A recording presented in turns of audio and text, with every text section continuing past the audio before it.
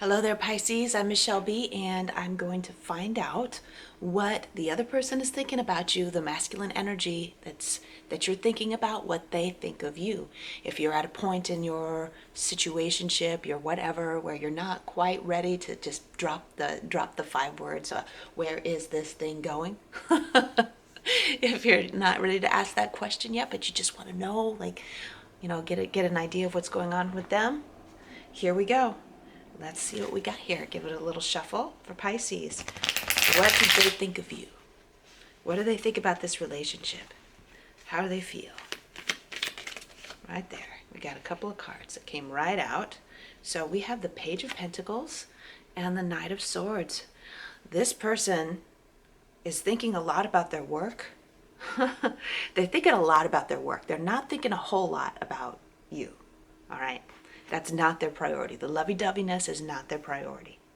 Let's get a little bit more information about this.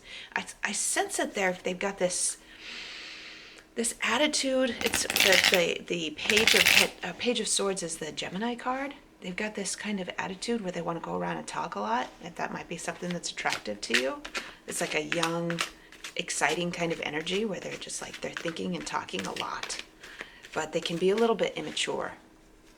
It's a very immature kind of energy, and they're kind of like a Peter Pan kind of kind of energy toward you, where you're like, oh my gosh, I forget that. I'm being such a ditz. When I'm in the middle of recording, I'm thinking about the cards, and I'm not really, the story of Peter Pan, the little girl that was like had a huge crush on him. So that's kind of like you got this, like, you put him on a pedestal and he's like, what, whatever, whatever. Any other information for Pisces to know about what's going on with this person? This one tried to come out, so I'm just going to go ahead and grab it because I flipped it too soon. They're not ready. They're not ready for, they think that being in a relationship is a burden. Okay? They think that being in a relationship is a big old job, and they're not ready for that. So, like, while they're like, okay, yeah, if I got this lady, this feminine energy that wants to, like, come in and give me attention, okay, I'll take it. And then they're like, yeah, I got things to do.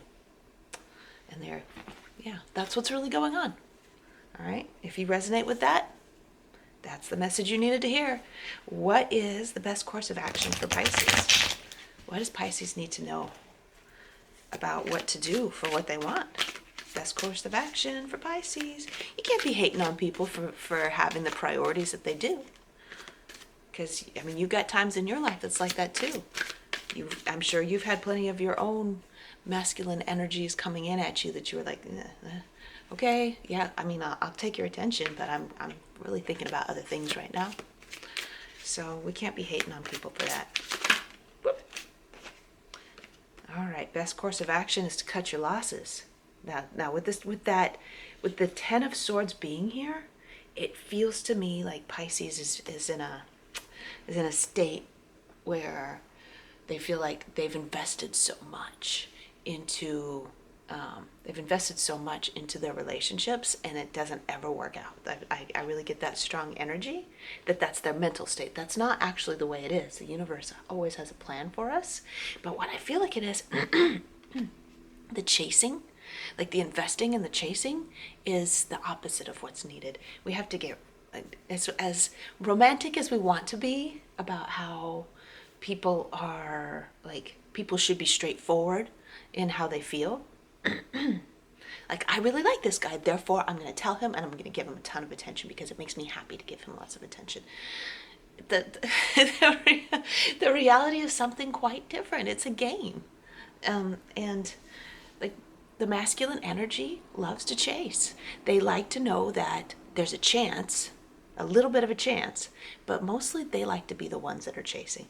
That's, most masculines, that's just the way it is. I know I'm going to get a lot of flack for saying this, but it is a lesson for you to learn how to pull back and take way better care of yourself.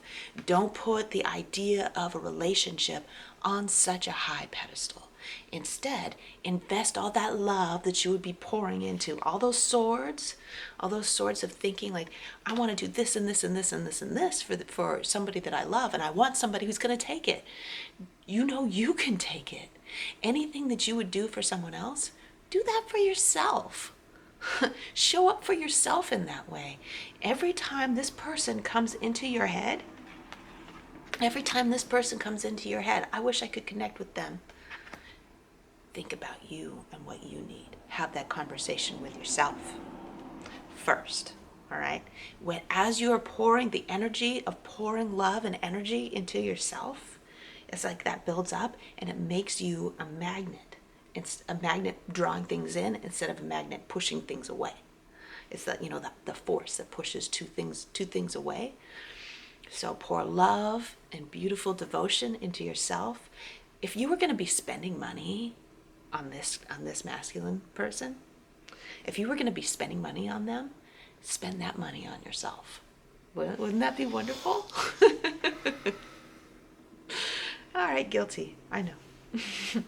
All right, just to let you know, capping it all off, I have regular monthly readings, mid-monthly readings that are a bigger deal, that encapsulate more than just romance.